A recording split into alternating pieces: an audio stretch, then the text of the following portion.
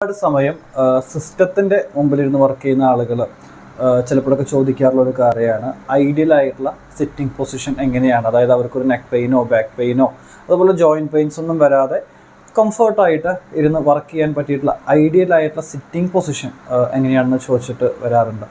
അപ്പോൾ ഈ ഒരു കാര്യത്തിൽ ശ്രദ്ധിക്കേണ്ടത് എന്താണെന്നുണ്ടെങ്കിൽ നമ്മുടെ സിറ്റിംഗ് പൊസിഷൻ മാത്രം നമ്മൾ കറക്റ്റ് ചെയ്തിരുന്നതുകൊണ്ട് കാര്യമില്ല.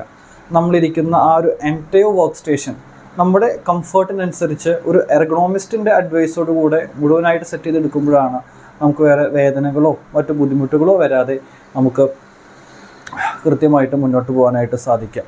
എന്നിരുന്നാലും ഒരുപാട് സമയം ഇരിക്കുന്ന സമയത്ത് ശ്രദ്ധിക്കേണ്ട ബേസിക് ആയിട്ടുള്ള ഏതാനും കുറച്ച് കാര്യങ്ങൾ ഞാൻ ഷെയർ ചെയ്യാം. ആദ്യം ശ്രദ്ധിക്കേണ്ടത് വളരെ റിലാക്സ്ഡ് ആയിട്ട് കംഫർട്ടായിട്ടിരിക്കുക. അതിനുശേഷം കാൽപാദം വളരെ കൃത്യമായിട്ട് തറയിൽ പതിച്ച് വെച്ചിരിക്കുക.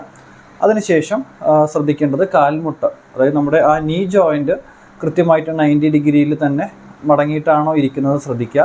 അതിനുശേഷം നമ്മുടെ ഈ ഒരു ഹിപ്പ് ജോയിൻറ്റും 90 ഡിഗ്രി ആയിട്ട് ഇരിക്കാനായിട്ട് ശ്രമിക്കുക. അതുപോലെ തന്നെ ഷോൾഡർ ജോയിൻറ്റ് ശ്രദ്ധിക്കേണ്ടത് എന്താണെന്ന് വെച്ചിട്ടുണ്ടെങ്കിൽ ഷോൾഡർ ജോയിൻറ്റ് കൃത്യമായിട്ട് ഹിപ്പ് ജോയിൻറ്റിൻ്റെ അതേ അലൈൻമെൻറ്റിലാണോ ഇരിക്കുന്നത് എന്ന് ശ്രദ്ധിക്കുക.